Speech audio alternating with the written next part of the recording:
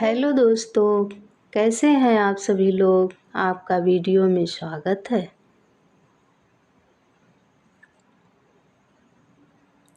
आज हम विचार करेंगे प्रकृति के साथ कैसे जुड़े रहें। जीवन में प्रेम और सौंदर्य को महसूस करना है तो प्रकृति के साथ इस तरह का प्रेम कीजिए।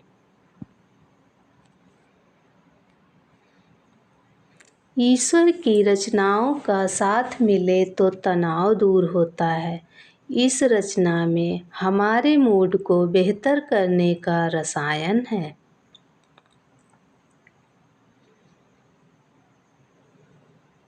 प्रकृति हमें शारीरिक, मानसिक ऊर्जा, ताजगी और चैतन्यता देकर हमारी जीवन शक्ति को बढ़ा देती है।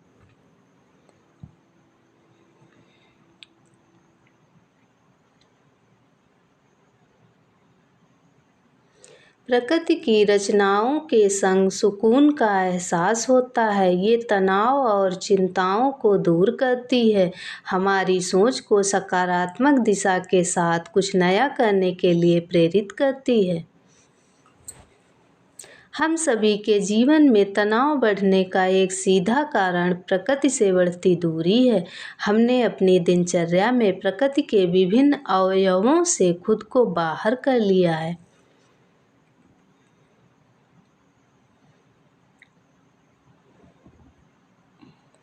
कई देशों में जड़ों से जुड़े रहने के लिए नए-नए प्रयोग हो रहे हैं।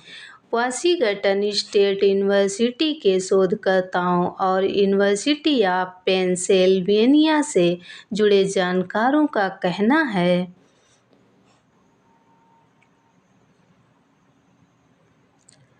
प्रकृति के साथ प्रेम और संपर्क से व्यक्ति का तनाव दूर होता है और उसमें सृजनात्मक हार्मोन बनता है। प्रकृति के साथ कुछ पल बिताने से व्यक्ति में ताजगी और नई ऊर्जा का संचार होता है।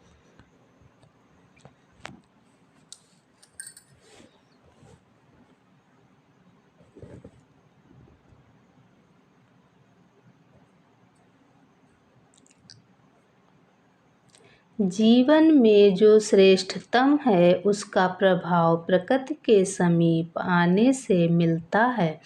मनुष्य प्रकृति का अंग है। अगर हम अपने मूल से नहीं जुड़ेंगे तो टूट फूट जाएंगे।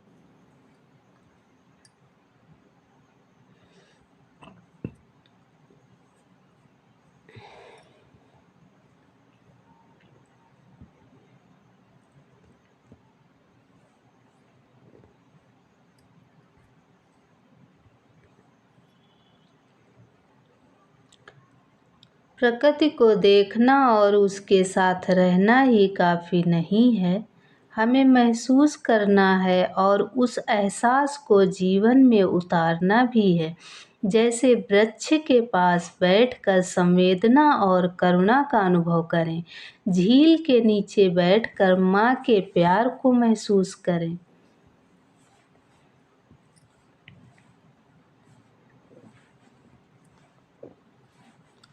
बालू, पानी, जंगल, पहाड़, जीव जंतु सभी इस प्रकृति के ही अंग हैं।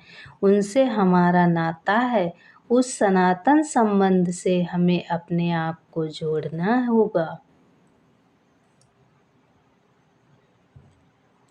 यह बात हम सभी को समझनी होगी कि प्रकृति के पास जाना है तो स्वभाव को प्राकृतिक बनाना होगा।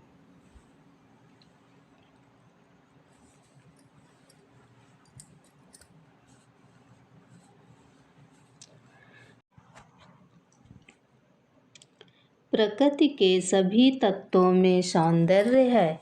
हर एक तत्व में रस है। जैसे फूलों को देखकर हमें सौंदर्य बोध होता है, तभी हमारी मौजूदगी वहाँ सफल होगी।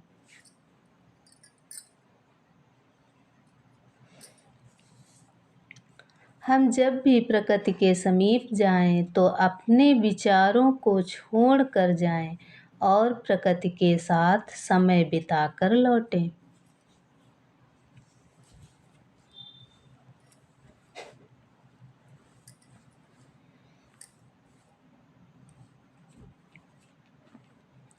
चांद के माधुर्य को अपने साथ ले आएं, तारों से भरे आकाश को रोजाना अपने चिंतन में जीवित रखें। इस प्रकार हमारा संबंध प्रकृति के साथ प्रगाढ़ होगा।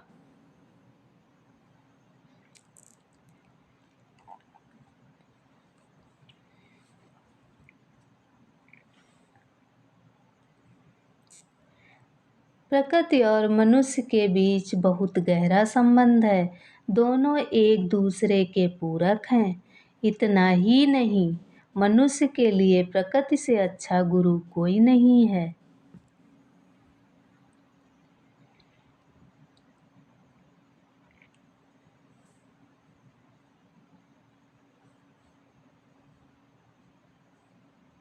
दोस्तों, विचार अच्छे लग रहे हों तो मेरे चैनल को सब्सक्राइब कर दें, वीडियो को लाइक कर दें और कमेंट में अपने विचारों को लिख दें।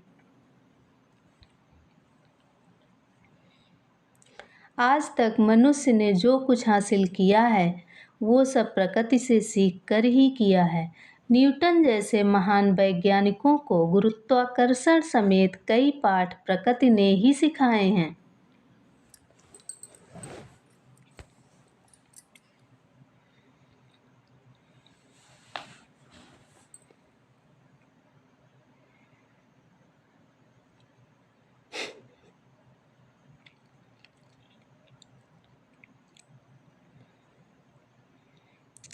कवियों ने प्रकृति के सानिध्य में रहकर अनेक कविताएं लिखी हैं।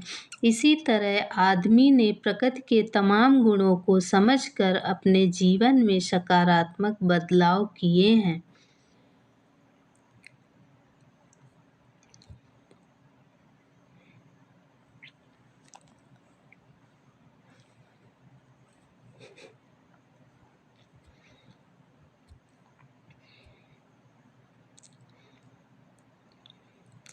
प्रकृति हमें कई महत्वपूर्ण पाठ पढ़ाती है। जैसे पतझड़ का मतलब पेड़ का अंत नहीं है। इस पाठ को जिस व्यक्ति ने अपने जीवन में आत्मसात कर लिया उसे कभी असफलता से डर नहीं लगेगा। इस पाठ से हमें यही सीख मिलती है कि असफलता से विचलित ना हों, नए सिरे से सफलता पाने की कोशिश करते रहें।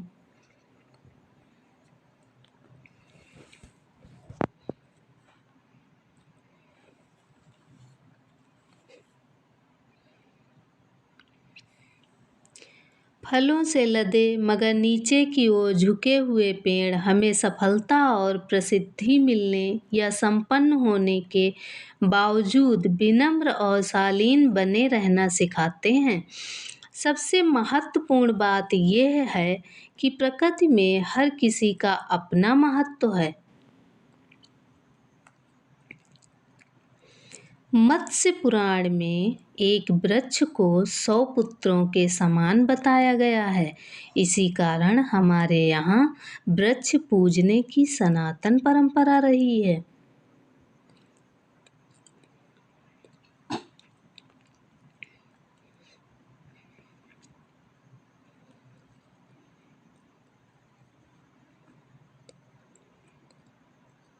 प्रकृति की सबसे बड़ी खासियत यह है कि वह अपनी चीज़ों का उपभोग स्वयं नहीं करती।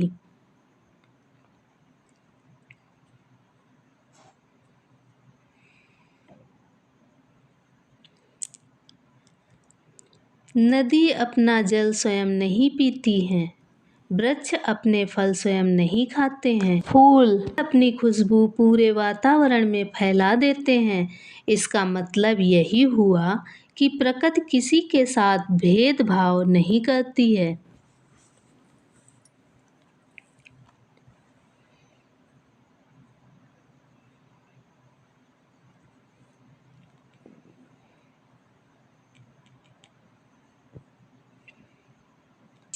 मनुष्य जब प्रकृति के साथ अनावश्यक खिलवाड़ करता है तब उसे गुस्सा आता है, जिसे वो समय समय पर सूखा, बाढ़, सैलाब, तूफान के रूप में व्यक्त करते हुए मनुष्य को सचेत करती है।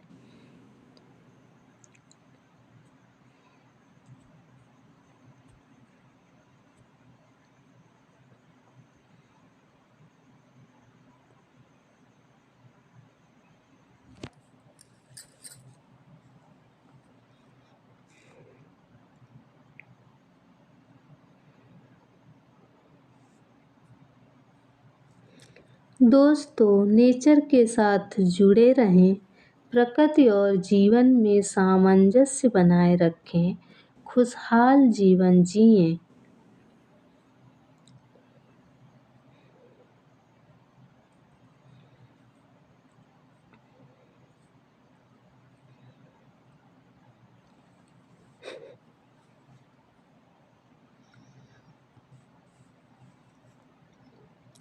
दोस्तों, वीडियो अच्छी लगी हो तो चैनल को सब्सक्राइब कर देना, वीडियो को लाइक कर देना, अपने विचारों को कमेंट में व्यक्त कर देना।